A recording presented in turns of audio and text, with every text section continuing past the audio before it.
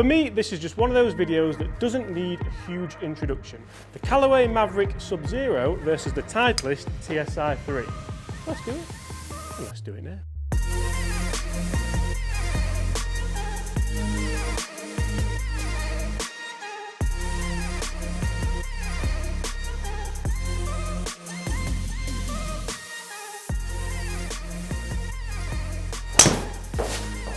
Hi everyone, how are we all? My name's James Robinson and welcome back to the channel. Guys, today's video is a little bit of a clash of the titans. It's the Callaway Mavrik Sub-Zero, which we've all known, we've all come to see how just orange it is, against the brand new Titleist TSI3 for 2021. This is a head-to-head which I know a lot of people have been eagerly anticipating, and a head-to-head which, I don't know, just sort of, I'm not sure if it has the same heavyweight ring to it that it maybe used to do. I don't know what it is, I can't put my finger on it. We just haven't really heard much of this year, have we? Although it does perform pretty well. Could it be that this is the last time I'm going to mention the colour? Last time, orange. And I'm well aware there'll still be a lot of people out there who haven't yet decided what driver they're going to use, well, for this year, let alone next year. So this is the point of this video. I'm going to test both these clubs to see how they perform, but also... I'll hit that one good. Maybe I could forgive it being... we're not going to mention it again, but that was good. We're also going to test these drivers for look, sound, feel, all the good stuff that you guys want to know about. Obviously, guys, please, I can't stress this enough, don't go and buy a driver based on this review, based on which one performs best for me. Potentially, I think the Titleist will do. Remember, the Titleist is a fitted club to me, whereas the Mavrik is just a kind of off-the-shelf one, albeit with the right specs and shaft that I would probably go for anyway.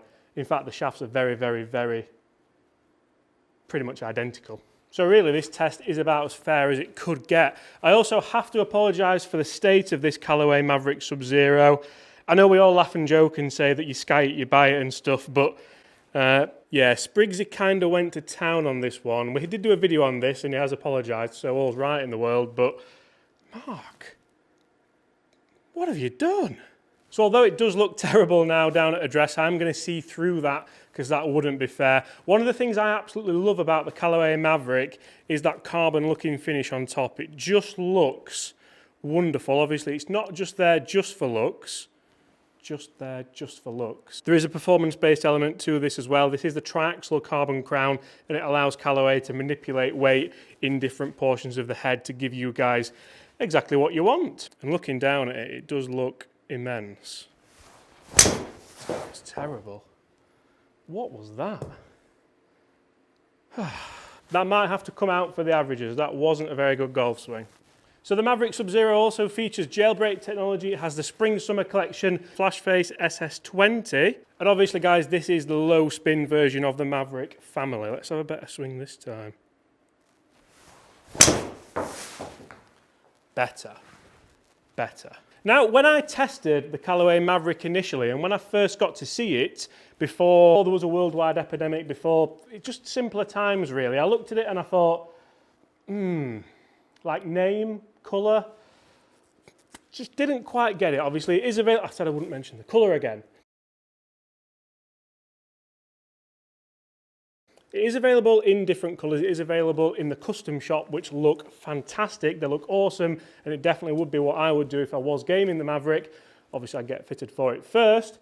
Whereas the Titleist, for me, you pretty much know exactly what you're going to get. Even before we saw it, we knew it was going to be nice and traditional looking. We knew it wasn't going to be kind of horrible, hideous, orangey colours.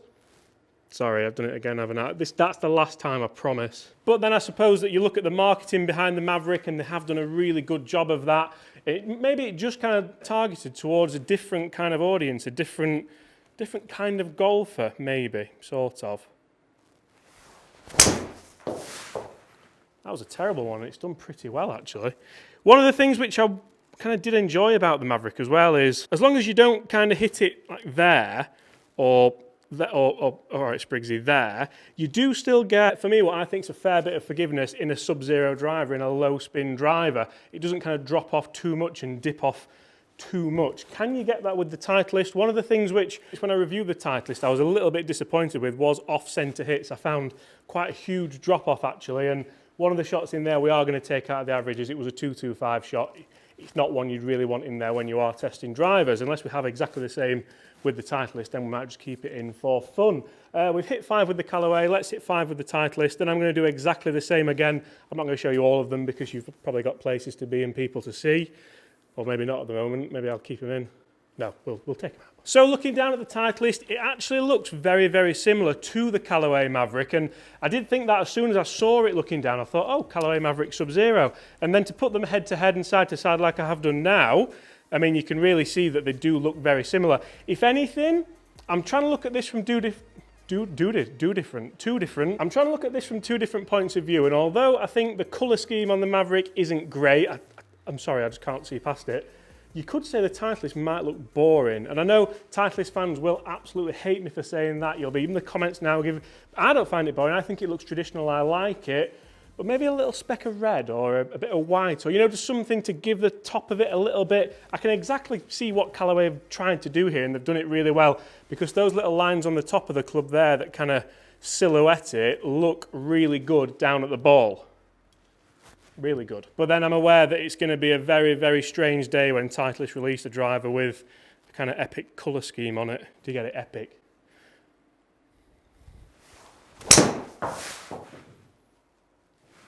So obviously with the Titleist you do have the adjustability element there. The Mavrik does have an adjustable neck, so you can change face angle and loft. You can do that with the Titleist, but you also have this little weight track at the back where you can put it in H1, H2, N, T1, T2. That's obviously heel, that's obviously toe. It's just designed to help you keep a little bit of ball speed where your miss is on the face, and also obviously just keep more MOI where you would want it. Let's see if we can get a nice one out there with the TSI3. The sound with, oh, that's going left as well, no. The sound with the TSI3 is fantastic. If you've watched any of my videos on the Titleist products this year, you will know that I'm just a huge fan that the sound that this makes, it does have the ATI face. That is designed, again, to help you maintain ball speed across the face. The metal on this club was used, I should know this because I've read up on it a couple of times, it's a military grade metal. It was used in the propellers, in either the Schnuck or another one, I don't know exactly which one. It was used in the blades on that, so it's obviously fairly heavy duty. The TSI3 does give off a look of a slightly smaller head, and I don't think it is. These are both 460cc, the top of the range what they can be, but it just looks, I don't know if it's the teardrop effect looking down here, because again, one thing that Titleist have done ridiculously well this year, as well as the sound, is that old school Titleist traditional teardrop shaping. It's just, well, it's wonderful. Hello. So no carbon effect on top of the Titleist, just old and traditional as you like. Some people are going to love that, some people won't. It's got to be good, yeah. Left again a little bit. Oh, James, that felt like a good swing, actually. Guys, please make sure you get in the comments and let me know what club are you going to try this year. Are you going to try both of these? Are you going to try all of them? Which one do you prefer the look of, the name of, the kind of marketing of? Oh, dear. Oh, dear. Well, that's two ones with both. Now, if I was going to compare these clubs for sound and feel, it is a tough one because they both do sound pretty good. I'm going to go with the TSI3 for the sound and the feel. I think it just gives you that little bit more of it's a sound I've not heard before, especially out on the golf course. Inside in here, they sound pretty similar, but when you're outside, I know that this one does kind of take it a little bit further with the audio, it just sounds way better, to be honest. The Mavrik just sounds a little bit deeper. Obviously, with its carbon crown, it is going to sound, well, it's going to sound different. But I do still wonder if people are bothered about the sound, if people even bothered about the looks more than anything. Is it all down to performance? Let me know what you think. Right, come on.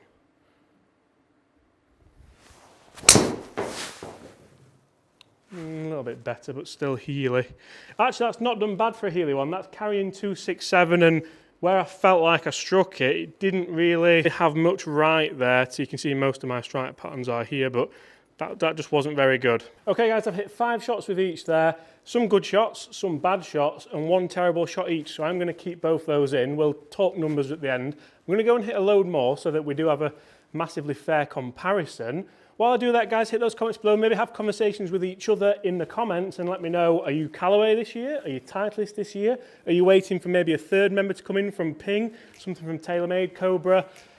It's going to be an interesting off-season, I think, isn't it? Right, back to you.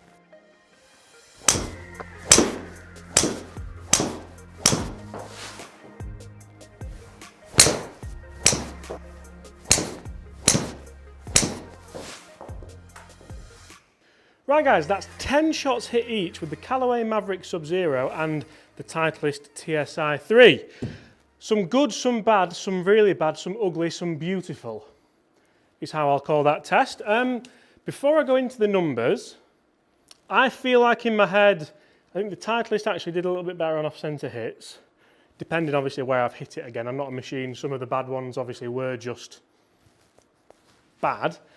The Mavrik, I feel like when I nailed it, kept up with the TSI3, and bearing in mind the TSI3 is fitted as well, that is obviously a positive point.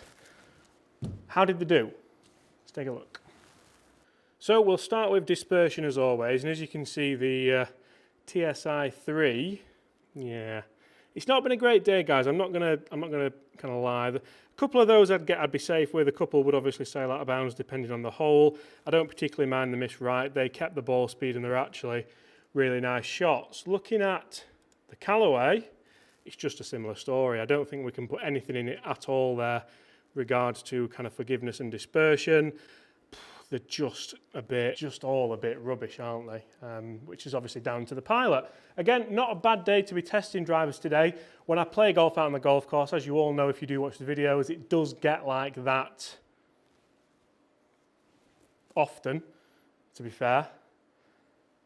What about the numbers? So numbers, averages, TSI3, carry 275, total 279, Mavrik Sub-Zero 272, total 276. Very, very close. Totally depends on the miss hits there. They were very, I mean, they were terrible to be honest. That's what's brought the averages down. Club head speed 106.5 to 107.6. So actually, Callaway Mavrik delivering more club head speed there, which did result in less ball speed. So that shows that obviously I've misstruck the Callaway more often. I think that's how you generally work that out. Spin rates both very high today due to the quality of the ball striking. A lot of Healy shots, a lot of shots kind of low out the face there. And really, looking at those numbers kind of as a whole, that is what I would expect. I would expect, to be honest, I think they've both done particularly well. Remember, this is sort of a low spin battle, isn't it? This is sort of the Players Club battle. So I wouldn't expect them to be overly forgiving with how I have swung today and how I've been swinging the last couple of weeks, really. Maybe swinging like I've been swinging out there, or in here, should I say, I'd be better off with a TSI2. Maybe I'd be better off with a standard Mavrik, not so much the Mavrik Max. But as drivers as a whole, and as a comparison, I'm going to have to go with the Titleist. I do really like the Titleist, and it did sort of is making a push for the bag a little bit. So that's why. The Mavrik, I did enjoy testing the Mavrik when it first came out, and I always enjoy hitting it in these head-to-heads. But for me, the sound quality of the Titleist TS3 is that good, especially when you're outside. I know that isn't exactly what this test has been, but as you'll see outside, it's not particularly fit. They perform very, very similar. So if you do have kind of a brand alliance, which I don't, you'd probably just go for that one because they both perform pretty well. I've gone basically on the looks and the sound. The Mavrik doesn't do it for me with the name. It doesn't do it for me. I know we joke about the colours, but it just doesn't. So yeah, Titleist TSI3 takes that round for me, guys. Thank you so much for watching. I really hope you've enjoyed that absolute horror show of a review, but that's what it is. All human, aren't we? Well, hopefully. I don't know. The way 2020 is going. Hit that subscribe button if you haven't already. Leave us a like if you enjoyed that. Comment below which one would you see yourself playing. And I'll really look forward, guys, to seeing you tomorrow. Also, really kind of deep, warmful, heartfelt thank you to everyone for keep watching. I keep having these kind of realizations where we are and what we're doing, and it's only because of you guys. So thank you very much for that.